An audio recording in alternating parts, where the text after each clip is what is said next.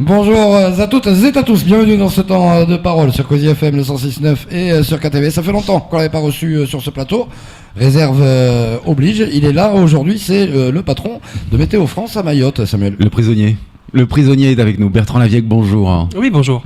Alors le prisonnier, évidemment, c'est ma petite anecdote, parce que quand vous êtes en période de saison cyclonique, vous ne pouvez pas quitter le territoire. Oui, d'un autre côté, c'est important s'il y a un phénomène extrême, vu le nombre de victimes que ça peut faire, le dégât que ça peut faire, d'avoir des gens, alors il n'y a pas que moi, on est plusieurs dans l'équipe de Météo France, mais au moins avoir des gens qui peuvent suivre le phénomène et qui peuvent conseiller les autorités, ouais, c'est important.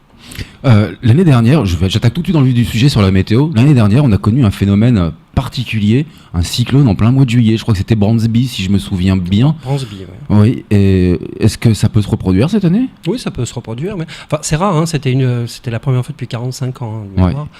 Bon, ça n'arrive pas tous les années, heureusement, hein, ouais. mais ça peut arriver, oui. Surtout, enfin, on va faire le lien de suite avec pourquoi vous m'avez invité, je pense, mais on bat des records de température tout le temps. C'est-à-dire que là, on a eu le mois de mai, le deuxième mois de mai le plus chaud jamais enregistré depuis 1949. C'est énorme. Avant, on avait eu le troisième mois d'avril. Enfin, tous les mois, on bat quasiment des records. On est dans le top 4 des records. Ça marche aussi pour les températures de l'eau de mer. Et si ça marche aussi pour les températures de l'eau de mer, ça marche aussi pour la naissance des cyclones, qu'on appelle la cyclogénèse. Voilà, tout est lié. Hein. Donc on ne va pas vers un refroidissement de l'eau de mer, et donc on ne va pas vers moins de cyclones, ça c'est sûr. En tout cas, le cyclone dépend de la température de l'eau. Entre autres, ouais. Il faut que la température soit supérieure à 26 degrés sur 60 mètres de profondeur. D'accord. Oui, c'est juste énorme. Oui. C'est pour ça qu'on n'en a pas en Bretagne, par exemple, ou en Islande. Mais par contre, on en a beaucoup ici. D'accord. Et au Fidji ? Et au Fidji, il y en a aussi. D'accord. Ça rime. En attendant, Bertrand Lavieque, vous nous expliquez régulièrement qu'il est extrêmement difficile de faire des prévisions à plus de 4-5 jours. Oui. Parce que faut être précis et c'est compliqué. Par contre, vous êtes capable, et vous l'avez démontré à de très nombreuses reprises ces derniers mois, que sur 3 mois, vous pouvez faire des prévisions relativement fine, enfin c'est même plus que relativement, c'est fine. Vous vous trompez pas, vous n'êtes pas planté, c'est toujours compliqué, puis c'est pas le même mot, c'est-à-dire qu'on fait des prévisions jusqu'à 7 jours, au-delà de 4 jours c'est compliqué parce que Mayotte c'est un tout petit confetti. Ouais. Faire des prévisions sur la France métropolitaine, vu la taille, c'est assez simple en fait, à 4-5 jours. Mais là, on est en région quasiment équatoriale. On est un tout petit confetti perdu dans l'océan Indien. C'est assez compliqué de savoir si le nuage va passer là ou à 100 km à côté. Donc c'est dur. Par contre, à 3 mois, on appelle ça prévision saisonnière. C'est plutôt des tendances. Et ça, c'est plus facile. C'est comme quand vous regardez vous avez des grands scénarios pour un film, c'est plus simple d'avoir la trame du film que de rentrer dans les détails de la mise en scène. Vous voyez, là, on est plutôt sur la trame du film. C'est un peu plus simple. Il y a des saisons qui sont plus compliquées que d'autres. La saison qu'on a actuellement est plus compliquée que la saison des pluies. Mais voilà, mais ça marche plutôt bien, oui, pour l'instant. On part vers quoi alors du coup pour les 3 mois à venir ? Quel est le storyboard ? Les 3 mois à venir, on aurait des précipitations normales. Alors c'est quand même une information, ça ne veut pas dire que ce sera beaucoup plus sec ou beaucoup plus humide, c'est normal. D'accord. D'un autre côté, les 3 prochains mois, c'est pas les mois les plus pluvieux de l'année, puisqu'on a entre 50 et 100 mm à peu près, donc ça se joue à pas grand chose. Si il y a une pluie qui fait 10 mm d'un coup, ça peut fausser justement la normalité. Donc voilà, il ne faut pas s'emballer. Ce qui est important par contre, c'est surtout au niveau du critère de température, parce qu'on sait qu'on va avoir dans les 3 mois qui viennent des températures beaucoup plus hautes que la normale justement, et de jour et de nuit. D'accord. Alors, pourquoi je fais le distinguo ? Parce que les températures nocturnes sont importantes aussi, puisque si elles sont trop hautes, c'est ça qui crée du stress pour le corps en fait. Puisque le corps récupère de la fatigue grâce aussi à des températures nocturnes plus basses. Donc si elles sont plus hautes que la normale, c'est pas une bonne nouvelle non plus. D'accord. Voilà, on va être entre 0,6 et 1 degré au-dessus de la normale. Alors ça n'a pas l'air grand-chose non plus, mais c'est quand même très important, surtout pour notre département où on n'est pas soumis à énormément de variations de température sur l'année, quoi. D'accord. Donc en gros, il va faire plus chaud que en gros, pluie normale et un peu plus chaud que d'habitude. D'accord. Alors j'ai eu la chance le 17 juin dernier d'assister à une formation sur la météo marine que vous avez animée, qui était particulièrement intéressante. Et vous avez évoqué à ce moment-là le phénomène El Niño et l'importance qu'il pouvait jouer sur notre climat, et notamment à Mayotte. Qu'est-ce qui va se passer cette année ? Alors pour l'instant, on ne sait pas trop. C'est-à-dire que vraiment, c'est beaucoup trop loin. Déjà, à 3 mois, c'est compliqué. Alors à 6 mois, faire des prévisions, ce serait vraiment très très compliqué. C'est des pirouettes. Par contre, ce qu'on commence à voir, c'est qu'on pressentait un El Niño léger. Alors, ce qui était plutôt, c'est pas une mauvaise nouvelle pour nous, puisqu'un El Niño léger. Vous pouvez rappeler ce que c'est El Niño? Un El Niño, c'est El Niño, c'est une anomalie de température au niveau du Pacifique, donc de l'autre côté de la Terre.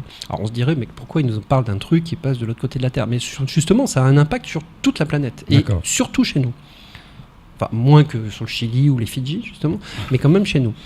Là, on part sur un scénario où on n'aurait pas d'El Niño, c'est-à-dire où on n'aurait pas d'El Niño du tout, un El Niño très très très très faible. Donc c'est une des causes du retard de la saison des pluies qu'on a eu il y a 2 ans. D'accord. Donc on écarterait déjà ce scénario un peu compliqué. L'autre bonne nouvelle, alors qui est un petit peu plus technique, c'est que l'année dernière, on a été soumis à un dipôle négatif de l'océan Indien. Je suis désolé du terme. En fait, c'est la différence de température entre les côtes africaines et les côtes australiennes. Ouais. Normalement, les côtes africaines sont beaucoup plus chaudes que les côtes australiennes au niveau de la température de l'eau de mer. Donc, et là, l'année dernière, c'était le contraire. C'est-à-dire que l'eau australienne était beaucoup plus chaude que l'eau africaine. Donc c'était pas normal, ça a tout déréglé le temps et ça nous a retardé la saison des pluies. Cette année, on serait sur un scénario, sur ce côté-là, normal. C'est-à-dire qu'on aurait les températures africaines qui sont plus chaudes que les températures australiennes. Donc voilà un deuxième facteur de retard de la saison des pluies qu'on peut écarter. Après, il y en a d'autres, mais on est encore beaucoup trop loin. Là, c'est les 2 scénarios du pire, en fait, en termes de retard de saison des pluies. Ça fait partie des 2 scénarios du pire, mais il y en a d'autres, et ça, on peut pas les autres, on peut pas encore les écarter. Donc là, avec les éléments d'équation que nous avons, il nous reste encore pas mal d'inconnus. On pourrait dire que la saison des pluies, si ça se maintenait comme ça, pourrait partir en effet normalement sur le mois de novembre. J'aimerais pouvoir vous répondre, mais en fait, encore une fois, c'est pas que je veux pas, c'est qu'on sait pas. Oui, c'est-à-dire qu'on aura les réponses, on dira vers septembre, à peu près, début septembre. C'est là le temps de dépouiller, le temps d'analyser, parce que les prévisions saisonnières, on l'a résumé en 2 phrases tout à l'heure, mais c'est quand même des calculs assez complexes. Je vous les montrerai à l'occasion, vous verrez, avec plusieurs pages de calculs, et ça se fait pas comme ça, quoi. Alors, vous évoquiez tout à l'heure le fait que nous battons quasiment chaque mois les records de chaleur. On est dans le cadre du dérèglement climatique. Clairement, oui. Il n'y a pas de doute possible. Je vais le répéter, mais c'est toujours bon de le répéter. Le changement climatique est lié à l'homme, uniquement à l'homme. Ce n'est pas naturel, ça ne peut pas être naturel. Contrairement à ce que disent certains journalistes animateurs météo. Oui, il y en a des et Donald Trump. Et Donald Trump. Non, ce qu'il faut voir, c'est que ces gens-là sont pas climatologues, mais 99,9% de la communauté scientifique climatologue est d'accord. Voilà, c'est un constat, on sait, on peut le mesurer, on peut vous l'expliquer. C'est lié à l'homme. Et les prémices, c'est pas. Ça fait 10 ans qu'on est au-dessus des normales. Et avec des valeurs franchement très hautes. On bat des records quasiment tous les mois. Donc, ensuite, je l'ai dit déjà l'année dernière, je le redis cette année, l'enjeu, la température, c'est important. L'enjeu, c'est l'eau. Si le changement climatique va induire à plus ou moins long terme, c'est-à-dire d'ici 2070-2100, pour être stabilisé, des changements de la répartition annuelle de l'eau. Alors là aussi, je suis désolé du terme, c'est un peu complexe, mais en gros, ce que ça veut dire une saison sèche plus sèche et une saison des pluies décalée. D'accord. C'est ça, à terme, en 2100, c'est ça le changement climatique sur Mayotte. Donc voilà, c'est ça l'enjeu, encore une fois, c'est l'eau et la gestion de l'eau.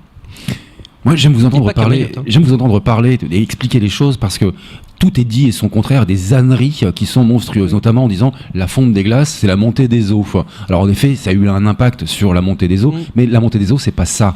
C'est-à-dire que la fonte des glaces, ce sera pas l'objet de la montée des eaux. C'est plutôt la chaleur qui va faire que l'eau va monter. Il y a quand même un impact. Alors vous avez raison, c'est que la fonte des glaces, en fait, n'est rien par rapport à la dilatation de l'eau. L'eau à 25 degrés prend plus de place que de l'eau à 22 degrés. Quoi. Donc ça joue à quelques millimètres. L'eau chaude est plus volumineuse que le... Oui, ça s'appelle la dilatation. La dilatation, c'est niveau 3e à peu près. D'accord. Mais justement, on peut pas lui demander. Moi, j'ai toujours cru que la capillarité, c'était les cheveux. Alors. Aussi.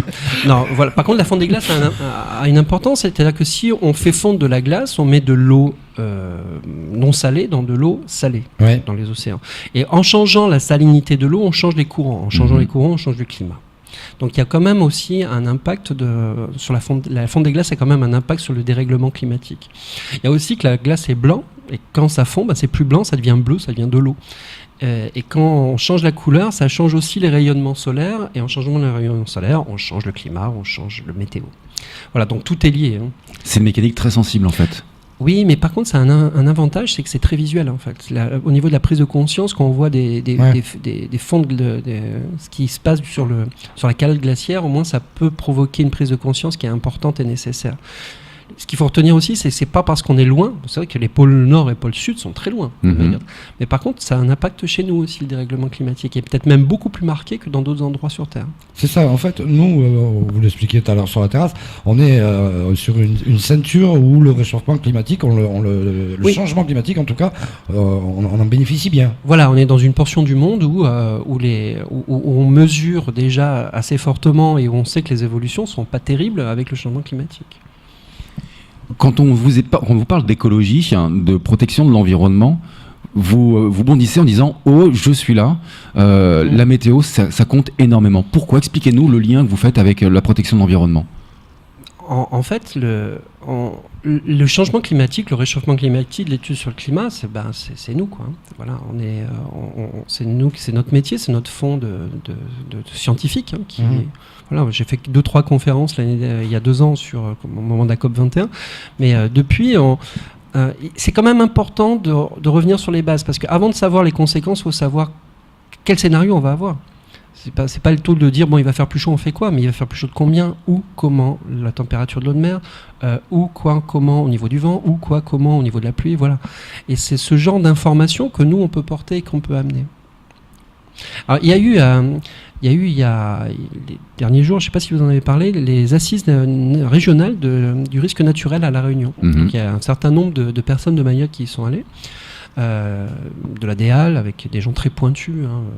Il y a eu évidemment Météo France, Océan Indien, etc. Il y a eu des débats très intéressants là-dessus, scientifiques. Bon, c'était un petit peu compliqué sur les cyclones, le changement climatique, etc. Et on voyait très bien la place que peut avoir le climat et la météo dans ces études sur le climat. Ouais, mais la météo, elle est partout maintenant. Je veux dire, les agriculteurs, ils sont connectés pour savoir à quel jour ils doivent couper. Voilà. On considère. Je vu un reportage, même les restaurateurs, pour savoir qu'est-ce qu'ils commandent. Mais il y en a plein. Il y a des fabricants de salades en métropole qui, en fonction des prévisions météo à 10 jours, vont achalander tel magasin plutôt qu'autre magasin. Les industries du tourisme, il y a les énergéticiens, c'est dur à dire ça. En gros, on considère que la météo influence à peu près 85% du PIB mondial. Oui, quand même. Ouais, donc en gros, mais on peut jouer à la météo en bourse. Je donne souvent cet exemple-là, c'est qu'actuellement, on peut jouer à la bourse de Chicago sur les prévisions de pluie cet automne en Russie. Bon, ça a l'air drôle comme ça, mais en fait, c'est pas si drôle que ça. C'est que s'il pleut moins que d'habitude, il y aura moins de blé. S'il y a moins de blé, le prix des pâtes augmente.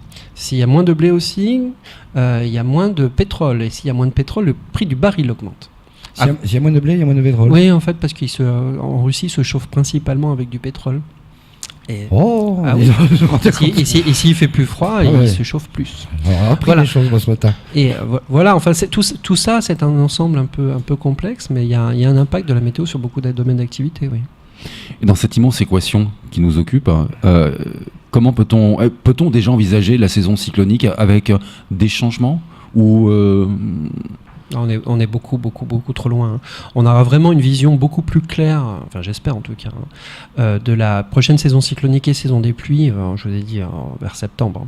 Ouais, l'an dernier, vous étiez venu pour notre rentrée, puisqu'on reprend traditionnellement une semaine avant la rentrée scolaire, et vous nous aviez alerté dès fin août sur la sécheresse. Alors malheureusement, l'année dernière, c'était beaucoup plus simple parce que le signal était très fort. D'accord. Donc quand le signal est très fort, on le voit un peu plus en amont, quoi. Là, les signaux ont l'air faibles, donc ça se joue sur des petits détails. Et donc c'est pour ça qu'il faut, voilà, raisonnablement, si on a des choses avant, on vous les dira, hein, mais raisonnablement, il faut attendre vraiment mi-septembre, quoi. Grosso modo, on est à 104% sur la retenue collinaire de Combani en ressources en eau, 50% sur celle de Dzoumogné. Est-ce que la période qui se présente à nous va faire en sorte que l'on va entamer ces petites ressources, selon vous ? Ou est-ce qu'on va les stabiliser ? Je parle en termes de pluie, de précipitation, bien évidemment, pas de captation. C'est un peu, voilà, une fois que l'eau est tombée, après c'est plus moi qui gère. Ouais. Mais ce qu'on sait, c'est que si on a une prévision de 50 à 100 mm sur les 3 prochains mois, et avec une saison des pluies qui démarre normalement, voilà, ça devrait être pas mal. Après, je sais qu'il y a beaucoup de gens qui, le SIAM, la CEAM, la DEAL, qui recherchent des nouvelles ressources, qui optimisent le réseau existant. Ça, c'est super important. Oui, c'est ça. Voilà. En fait, tout est fait pour gérer ce problème de l'eau, ça c'est sûr. Des températures plus chaudes, en bas des records tous les mois. Merci beaucoup d'être venu vous exprimer sur ce plateau, Bertrand Lavieille. Et ben voilà. Et d'être sorti de votre réserve. C'est plutôt sain la réserve. C'est plutôt sain une réserve électorale. Ça protège déjà le fonctionnaire parce qu'on peut demander notre avis. On peut m'interpeller sur le plateau en disant pour qui vous allez voter. Voilà, j'ai voté en tant que citoyen, mais après vous n'avez pas besoin de savoir. Et pour qui? Pour Tintin. D'accord. Mais vous êtes vraiment enfermé dans une réserve avec des élus? Non, on n'est pas enfermé dans une réserve. Disons qu'on nous demande. Non, mais encore une fois, le terme est rigolo, mais c'est quand même plutôt sain. Ça évite les mélanges, les mélanges démocratiques. Voilà. Ouais. Merci beaucoup d'être venu vous exprimer sur ce plateau. C'est toujours un plaisir. C'est tout pour ce temps de parole.